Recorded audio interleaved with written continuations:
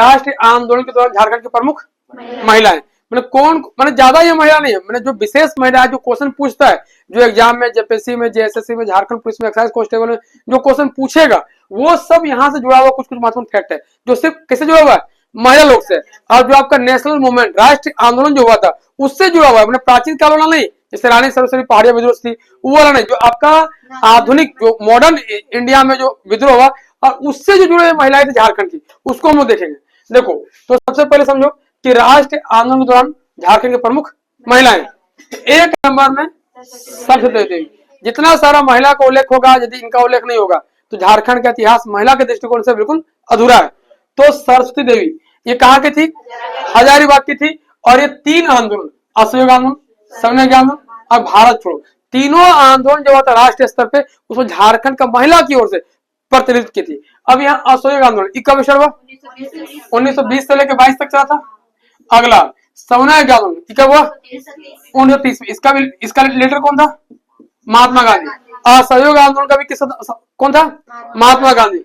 सविनय आंदोलन का लीडर कौन था, महात्मा गांधी। अब भारत छोड़ो कब हुआ, 1942 में, 1942 में। इसका भी लीडर कौन था, मतलब महात्मा गांधी के एक तरह से ये लोग क्या था, अनुयायी थे, उन्हीं के रास्ता पे काम करने वाले चलने वाले लोग थे। तो सरस्वती देवी का संबंध हजारीबाग से, याद रखिए कहां पे, हजारीबाग में। और इनको कैद करके जेल में रखा गया, तो कौन जेल में, भागलपुर जेल, है कि नहीं। तो देख ये भी पूछता है कि इनको कौन जेल में रखा गया था, तो भागलपुर जेल में इनको कैद करके रखा गया था। तो तीन आंदोलन, असहयोग, सविनय आंदोलन और भारत छोड़ो, तीनों से इनका संबंध था। और एक चीज और जान लो कि पर्दा प्रथा का विरोध करने वाली झारखंड की एकमात्र महिला कौन, सरस्वती देवी। और हजारीबाग महिला कांग्रेस की अध्यक्ष भी थी, जो कांग्रेस का टीम था, कमेटी था हजारीबाग में, उसके महिला हजारीबाग महिला कांग्रेस की क्या थी, अध्यक्ष थी। तो हम याद रखिएगा कि सरस्वती देवी आप हजारीबाग की थी। असहयोग आंदोलन, सविनय आंदोलन और भारत छोड़ो आंदोलन, पर्दा प्रथा का विरोध और हजारीबाग कांग्रेस महिला का अध्यक्ष भी थी। तो इतना सारा फैक्ट इनसे जुड़ा हुआ था। हाँ, पर्दा प्रथा कौन लाया था, यवन लोग पर्दा प्रथा का स्टार्ट किया था, बहुत बढ़िया। अब देखो सरला देवी, ये भी कहाँ की थी, हजारीबाग की थी। अब देखो इनका भी संबंध असहयोग आंदोलन, सविनय आंदोलन था और नमक सत्याग्रह। कौन थे जी, सरला देवी। तो क्वेश्चन यहाँ से पूछेगा कि नमक सत्याग्रह का संबंध किससे था। अब यहाँ पे सरला देवी ऑप्शन रहेगा और सरला देवी, क्या मारिएगा, सरला देवी। याद रखिएगा कि नमक बनाना सरल काम है, आसान काम है, तो नमक का कौन हो जाएगा, सरला देवी। अदरवाइज सरस्वती देवी असहयोग आंदोलन, सविनय आंदोलन, भारत छोड़ो आंदोलन। उसी तरह असहयोग और सविनय दोनों का संबंध किससे था, सरला से भी था।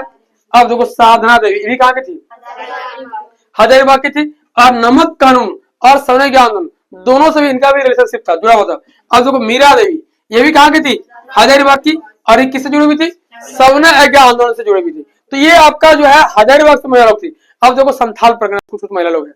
देखो सेल वेला राय पूछेगा, क्वेश्चन ऐसे पूछेगा कि आपका कौन सी महिला जो है संथाल परगना क्षेत्र में आपका सविनय आंदोलन का नेतृत्व की थी। संथाल परगना क्षेत्र में कौन सी महिला जो है आपका सविनय आंदोलन का नेतृत्व की थी, कौन की थी, सेल वेला राय। कौन जी, सेल वेला राय।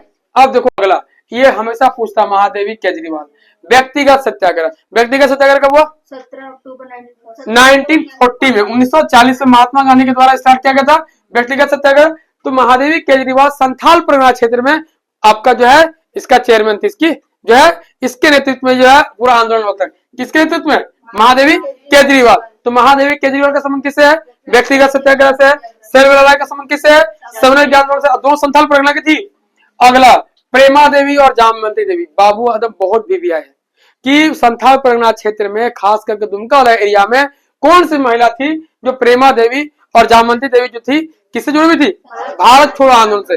भारत छोड़ो आंदोलन की शुरुआत कब हुआ, 8 अगस्त 1942 को, 1942 को स्टार्ट किया गया था आपका भारत छोड़ो आंदोलन महात्मा गांधी के नेतृत्व में। उसी क्रम में उसी को आगे बढ़ाते हुए संथाल परगना में प्रेमा देवी और जामवंती देवी दोनों का संबंध किस आंदोलन से है, भारत छोड़ो आंदोलन से। अब देखो आप बिरजी देवी, एकदम रट लो, दिमाग में घुसा लो बढ़िया से। बिरजी देवी या फिर बिरजी मिर्धा भी कहता है, क्योंकि इनके हस्बैंड का नाम क्या था, हरिहर मिर्धा। तो इनका भी नाम क्या हो जाएगा, बिरजी मिर्धा या बिरजी देवी। तो ये जान लो कि भारत छोड़ो आंदोलन के दौरान संथाल परगना में पूरे झारखंड की एकमात्र महिला थी जो गोली से हत्या कर दिया गया था। अंग्रेजों के द्वारा गोली मार के हत्या कर दिया। किनका? बिरजी देवी का या बिरजी मिर्जा का। इनके हस्बैंड का नाम क्या था? हरिहर मिर्जा। और ये भी पूरी आंदोलन से जुड़े हुए थे। अगला बाबू राजश्री सरोज दास। अब देखो ये पलामू से थी और ये भी कहा भारत छोड़ो आंदोलन का नेतृत्व कर दी। कहां से? पलामू से। पलामू में जपला फैक्ट्री है, जानते होंगे आप लोग, झारखंड का पहला सीमेंट कारखाना का नाम क्या जी? जपला। जपला का स्थापना कब हुआ? 1921 में। जपला सीमेंट फैक्ट्री का स्थापना कब हुआ?